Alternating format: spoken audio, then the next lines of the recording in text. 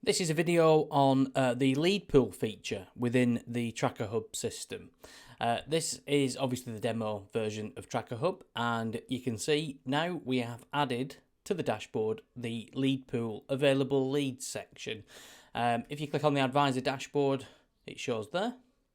And if you click on the company dashboard, you can see it also shows to the company how many leads are available in the lead pool. The logic behind the lead pool, if you click on it, is any leads that you want to feed into this pool, you can. They are unassociated leads, therefore no advisor is associated in the lead pool at the moment. You can see on here, it tells you exactly what it does. The leads below have not been assigned to an advisor. You can use the person button to associate to yourself as you call that particular lead. So this one, for instance, is a mortgage for Charlotte Robinson. We've set it up. You can see we've already tried once to contact Charlotte, so she obviously didn't answer.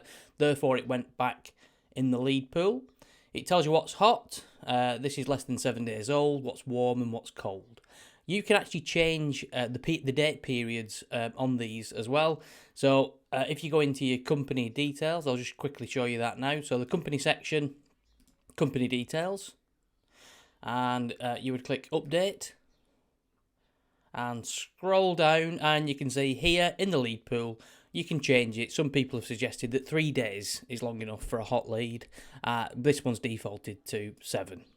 So you can change that, change the warm, change the cold, and then just click confirm.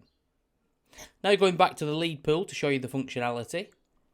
If we try calling Charlotte today, we would simply click the person, and you'll see it now brings up this pop-up and it tells you about Charlotte. We're going to hyperlink this phone number, so if you've got a dialer connected to your computer, you can simply click on it. We have hyperlinked the email address, so you can click on her email if you want to email Charlotte. Then if you want to remove, if Charlotte answers the phone, you would click remove from lead pool. It automatically associates to yourself, but you can associate it with any other advisor. And then you can choose the status before associating it with yourself. Click confirm. It will then credit your Tracker Hub dashboard, and you just take it from there. If you don't want to remove it from the lead pool and she doesn't answer the telephone, you would click the person, and you can see there's another button called leave in lead pool. No contact made, update callback date, and return to lead pool. Click that. She's not answered the phone. It then tells you that you've tried calling this customer within 24 hours, and it's now 2 times that she's been contacted.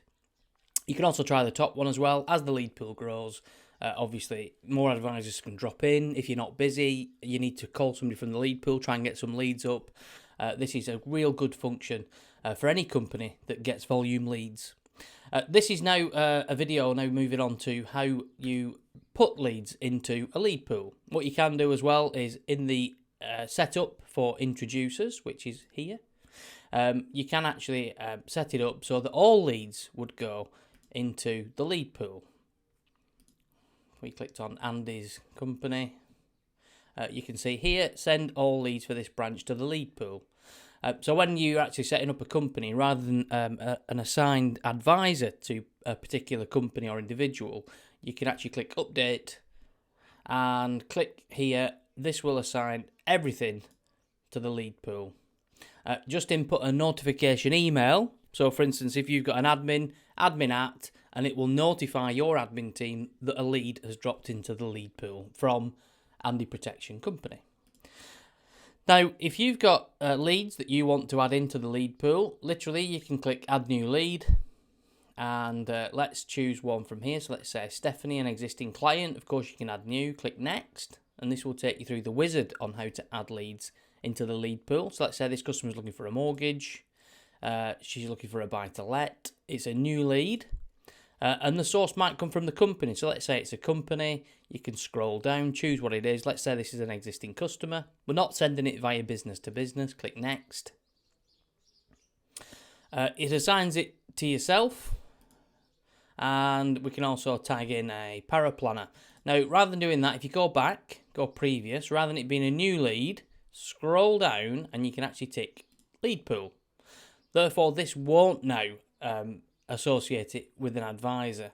So rather than actually clicking a status, literally in the status section, click lead pool, click next, and it's as simple as skipping the next step, as you just saw. Now you've seen that it's reduced it to just 3 steps because we don't need to associate the advisor. Click finish, and away you go. If you now go into the lead pool, you will see that Stephanie has now been added, and there she is at the top. Not tried to be contacted yet. So again, an advisor drops into the lead pool, as we shown earlier. If you want to remove from lead pool, you can. She's answered the phone. If not, leave her in the lead pool. And again, it tells you that you've tried contacting her once and within the last 24 hours. A really cool feature on here as well. If you want somebody's numbers quickly, you can also do this. Reduce it and obviously contact the client that way, not forgetting to associate it with yourself. On that basis, if you've got existing leads, click into the new lead section that you've got a new lead for, and if you want to move it to the lead pool, it's as simple as clicking on the status. Really easy. Let's say Paul doesn't answer, you've no time to call it, so you want to put it in the lead pool. Easy as that. Click confirm. Paul is now in the lead pool. Away you go. So you can try contacting Paul. Let us know how you get on with the lead pool. We hope you get great use out of it. We've had positive feedback, and thanks for watching.